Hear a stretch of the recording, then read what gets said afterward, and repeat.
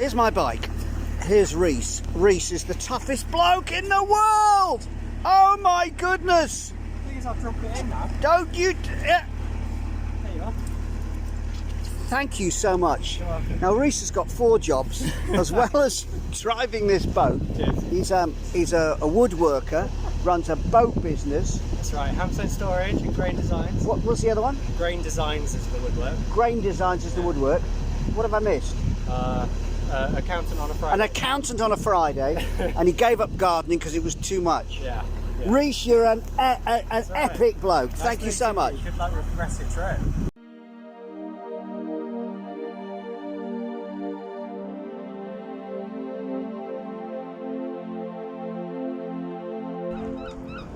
You know you're near the sea when you see a statue of a great big fish. And I'm near the sea at the Barbican in Plymouth. Wow, loads of boats around, lots of people milling around, and they're all coming to have a look at this. Because this is the memorial to the Mayflower steps. And it was here that the migrants boarded the ship, the Mayflower, and set sail to make the first permanent settlement in America in 1620. And you can imagine their feeling as they're getting on board this leaky boat and thinking, what's going to happen to us? Where are we going to land? Who are we going to meet? What's going to occur? And also a sense of curiosity, I think. Curiosity is a great thing to have. So that's why all along the wall here there's all these memorials to people who turn up, particularly the Americans, and absolutely love it. This is where the Mayflower sailed from. Yep.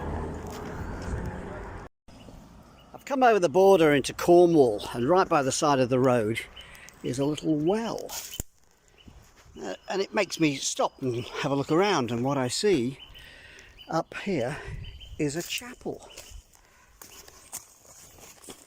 Now, I'm aware that this is the land of the Celtic saints. St Piran in particular, the patron saint of Cornwall. Outside this little chapel, primroses. Inside, a well. And this is where pilgrims would stop and look at the water. And then they would take a little drink.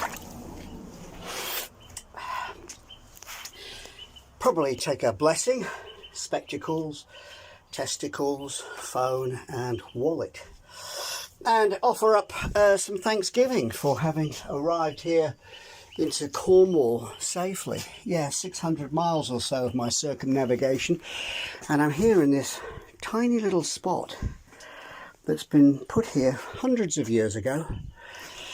It makes me think how lucky I am to have the help of people along the way and the encouragement of people, and just to say thank you for that really means a lot. So here's the thing, a beautiful shingle beach, a lovely little secret cove, and it's absolutely glorious here. A little bit of water and waves, and then something very special just a couple of feet away.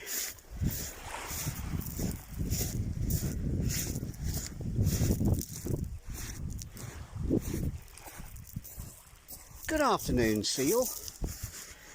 How are you? You having a bit of a sunbathe? Lying there, enjoying the sunshine. What a beautiful colour. What a fabulous looking seal. Yep, very happy. And I bet you didn't see it. Here's the thing, you can be right here on the beach and not see it. It's right there. Brilliant, utterly brilliant. What a lovely thing to do, to lie in the sunshine. It's still March and it's warm enough to sunbathe. What a proper way to spend the day. See? Little dog coming to investigate.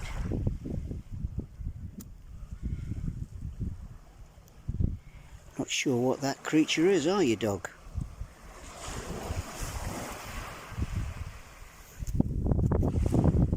What's going on here?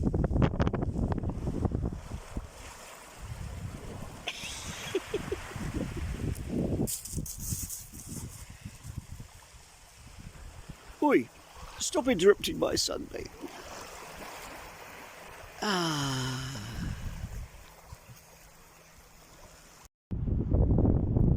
Along the edge of the cliff, there's gorse in bloom. Oh, look at this.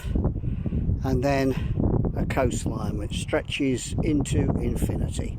And coming around this way, it goes into more infinity. This is amazing.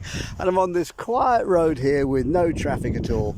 I'm in Cornwall, my lover. There's a little cafe here, and I was sitting there having a bowl of soup and admiring the view out here when a chappie turned up, and he said, you won't remember me, he said, but we used to have a garage in Long Ashton outside of Bristol, and my name's Bernie, and you had a Toyota Corolla from us. Yeah, the sponsored car. And I said, oh yeah, that was a red 5-door Toyota Corolla, F568 Shy was the number plate, and it had a little mallet in gold on the side. He said, yeah, I've got a photo at home of you with the mallet in front of the car.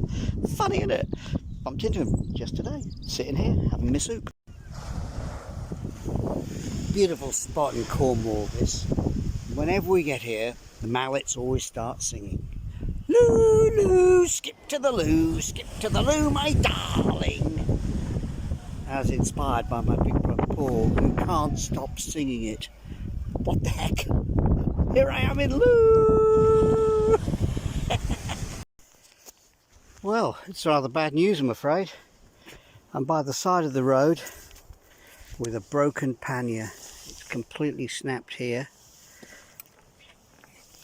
The mudguard's broken. That snapped. I guess I was carrying too much weight, but rather looks like my journey is over.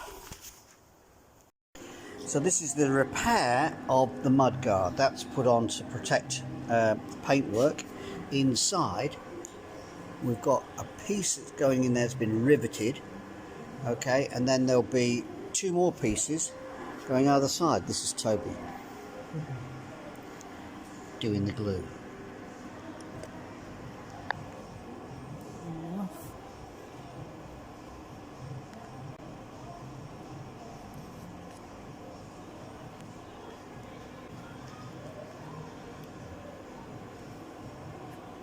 Loopy, yoopy, yeah, lovely.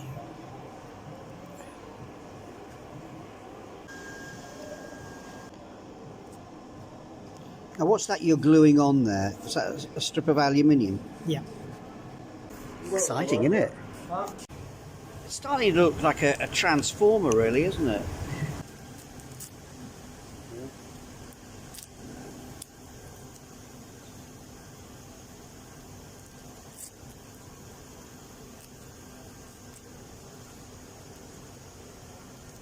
Wow. There we go. Wow. Look at that. Right on the... And underneath. Look at that. Brilliant job, Toby. There we go. I'm very happy. Hey, Big Dave, you'll recognise this. St Mawnan and St Stephen's Church. I wonder who St Mawnan was. But I'm in the little graveyard. Actually, it's a great big graveyard. It's a massive graveyard. And here's Granny. Here she is. So I've picked these by the side of the road there. I'll put those in. And here's a Martin Mallett name tag, which I'm going to pop just in here. So Martin and your Nan will be together. Thinking of you, Big Dave. Thinking how lucky we are to have family. God bless you. What a lovely day. I brought my bike down along the sands here and over the shingle. Yep, brought it up this little ramp and here it is, waiting for the ferry. Because getting anywhere usually involves getting on a ferry. And it's a slightly breezy day today. When I say slightly breezy, it's just been blowing like crazy. Anyway, so somewhere over the other side there's a ferry boat which will come and take me across and down to the Lizard, the most southerly point in mainland Britain. You know when they say you might have a bit of weather? Yeah, it's brilliant, utterly brilliant. Here he comes. Here comes Dave the ferryman. What a hero. Love him. Thanks, Dave. You see these authentic real lobster pots, handmade. Now if these look like lobster pots, that's because they are lobster pots. And this is Rob who makes them. That one, what's happening here? This one's just having its bottom put in. Bottom at the moment, but you make the tops first, then turn them over, and then these bits are put in, and then we fold those bits over, push them down, and then you work the way round. And they end up like that.